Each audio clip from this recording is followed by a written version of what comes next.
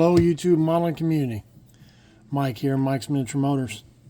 It's Thursday again, guys. Just dropped my kid off at school, so it's time for this week's Throwback Thursday. There's quite a story behind this one, so just kind of bear with me and try not to make it a long video. But what we have here is the AMT. It's a 67 Cougar. This isn't one of my best builds, but it's one of my favorite builds. I had a friend in college, a classmate, that had this car 1-to-1. Probably the only difference is he had a red pinstripe that went across the top edge, kind of split right here. Came down to a little arrow here, but at the time I built this, I didn't really know how to do that. Or I didn't feel it was in my skill set, so I left it off. I bought this car at the time that I bought it. It was probably the most expensive model purchase I'd made at the time. I bought it in the mid '90s at a model show, and I was so excited to get it because my friend's car was. I mean, still got fond memories of it. I wanted to dig out pictures, but they're buried in a box in the master bedroom closet. I don't know which box, but all the high school, college photos and stuff like that are in there. But I tried to replicate Paul. Paul was his name. His car the best I could.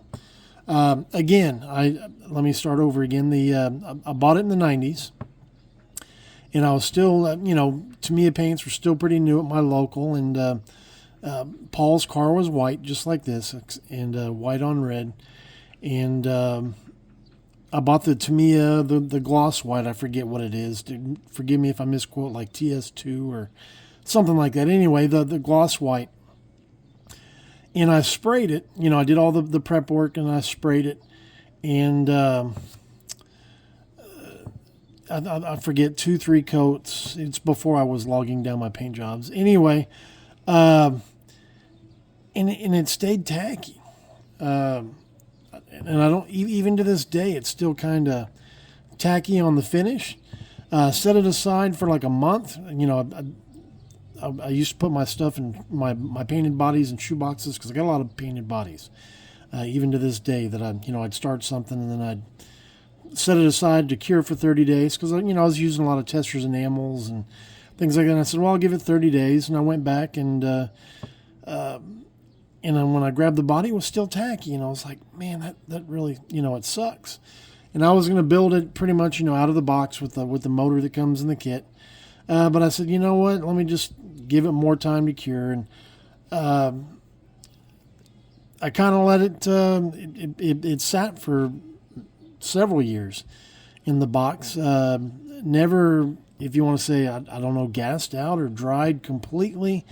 I went ahead and block sanded it and polished it, and now I can see maybe I burned through a little bit there. Just didn't realize it at the time. Anyway, going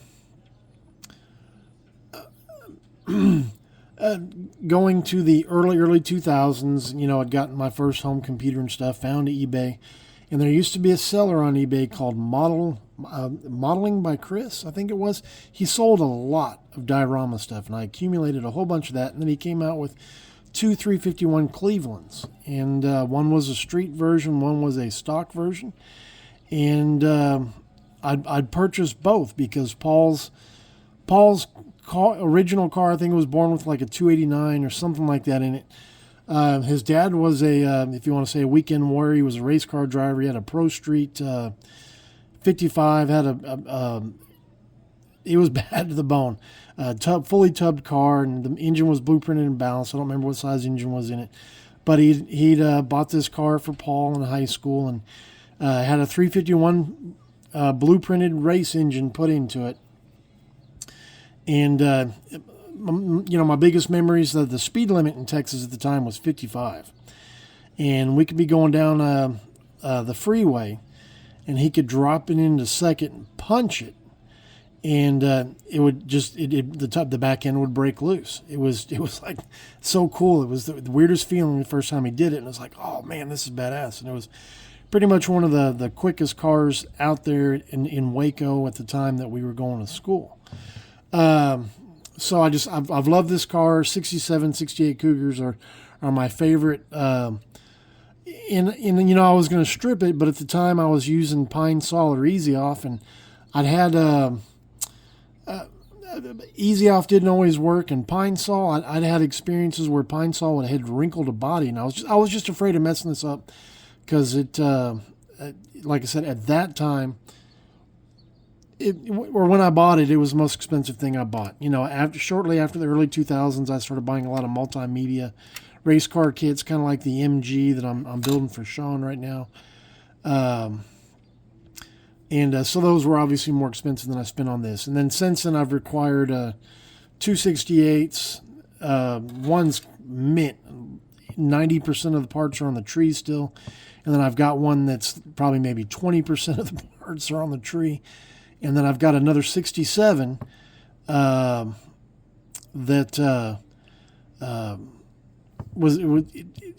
call it a rebuilder. It was rough shape. I've still got that.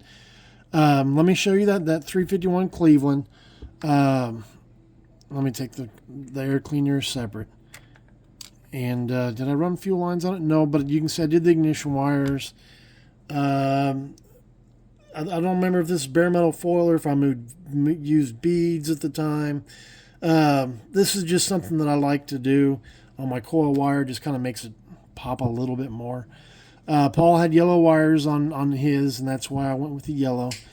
And like I said, I was just trying to build it the best I could off of memory. But this is, you know, the AMT interior or engine compartment, but with that scale modeling by Chris 351 Cleveland. I'll turn it over. Man, see, my fingers still, you can just feel it.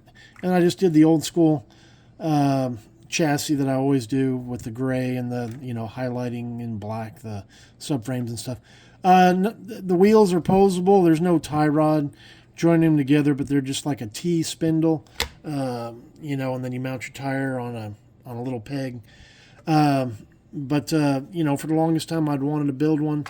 And I was thinking about doing another one.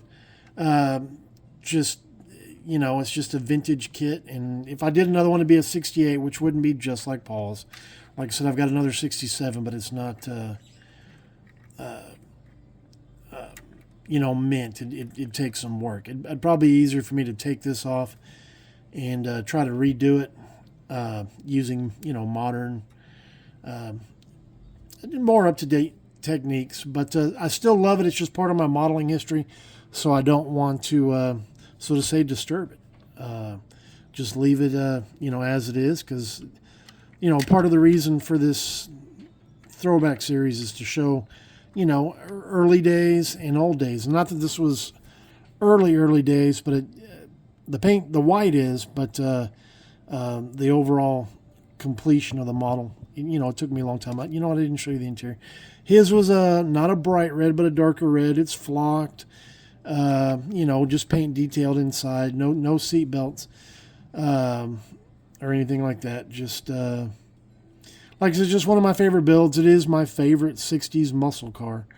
The only thing I didn't do is he had spinners, or the little 3-star thing on the end of his cap, which I thought was cool. Detail Masters makes one in photo etch, but it seemed a little big for the wheel that I was using.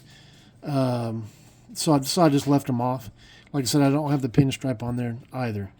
But anyway, guys, hope you all enjoyed it. Sorry for the longer video, but just wanted to share another older build, guys.